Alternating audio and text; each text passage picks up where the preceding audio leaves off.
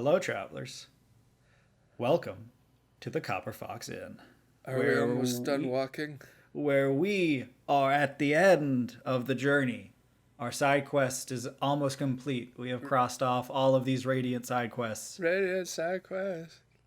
I am Thomas, the human bard, and I am joined by, Onog the half-orc barbarian. and we are reviewing the Unearthed Arcana class feature variants, where they touch every class in the game, changing some of their class features, modifying, enhancing, replacing. And this episode is the last one in the classes, the Wizard. Luckily for us, barely anything has changed here. This will be a short one. This is going to take a lot of energy. Okay, cantrip, versatility, first level wizard feature, enhances spellcasting. When you gain a level, you can replace one cantrip with another one. We've already talked about this in a couple of the other episodes. That's good. You don't get stuck with bad cantrips you don't like. Mm-hmm. That is a bit of like, okay, I mean, did wizards really need access to more spells? But, whatever, it's fine. I guess so. That's okay. And then an enhanced wizard spell list. This is the funniest thing I've ever seen in my entire life. Divination wizards are now allowed to cast the spell Divination.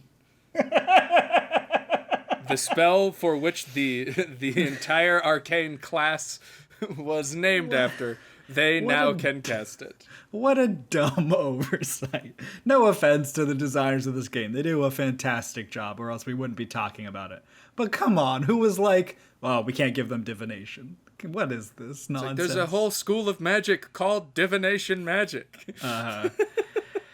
They also get Speak with Dead at 3rd level for necromancy, Enhance Ability, which is a transmutation spell, and Augury, which is also a divination spell. So yeah, just a few little, just a couple more. A few little pips here on the already momentous block that is the wizard spell list. Yeah, more spells and the freedom to change their cantrips around. Cool. Just what the wizards needed. I mean, more. It is often stated that the most broken multi-class is 20 levels of wizard. Yeah, no, and for so sure. Like they didn't need any help. they've got everything they need. Yeah.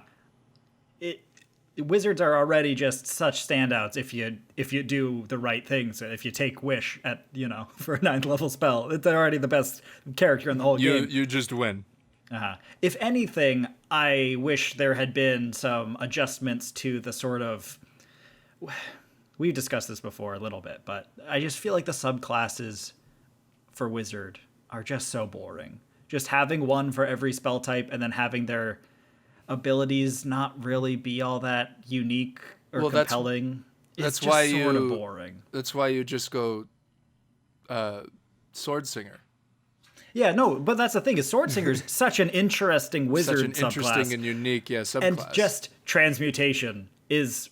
It's fine. There's some cool stuff in there. You get like a sorcerer's stone. That's cool. But also it just really means you spend less gold to write down your spells, which like who even cares? Like get whatever. I mean, that for people that aren't 13th level trying to fight a god, yeah, like that gold like stipulation, like watch Critical Role with Liam O'Brien's character Caleb.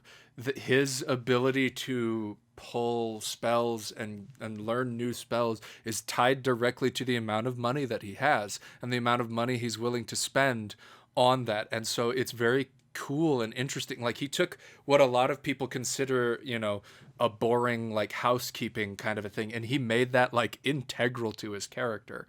And so it is one of the more interesting things I've ever watched is him go and like, okay, I need to learn all these spells. I need to get all the components ready, because he doesn't have a magical focus. Magical focus. He uses the components, and he does his homework, and he like does the shopping to get the components. And it's honestly, it's amazing for him to see what most people consider a hindrance to be such a integral part of his character, and is very cool. For sure, and I actually really respect that. But that for a lot of people is like playing Skyrim on survival mode, where it's like really cool to be so dedicated, but also a lot of people that feel it is just sort of busy work. And I totally get that too. I totally get that element. If you're really into it, you can make it this really unique and interesting part of your character that you're constantly worried about these things.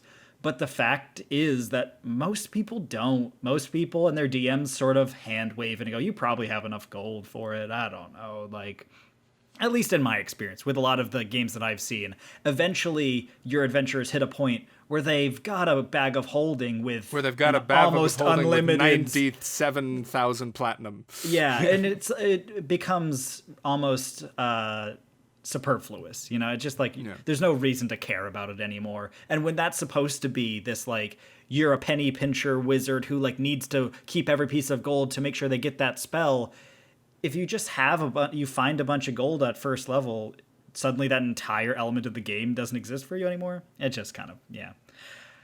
I really love what Liam O'Brien's done with that character, though. I've seen quite a bit of him doing that with the character, making sure to go through all of the actual steps of casting and describing every piece of it, and that's great. And I love that he finds fun in that. And I've done that a bit with one of the characters I've played before. But also, I get why some people don't want to. No one else has to care. Warlocks can just say whatever they want. Sorcerers can just cast whatever they feel like. Why do I have to worry about it as a wizard? And I totally get that, too. It's totally fair. All right.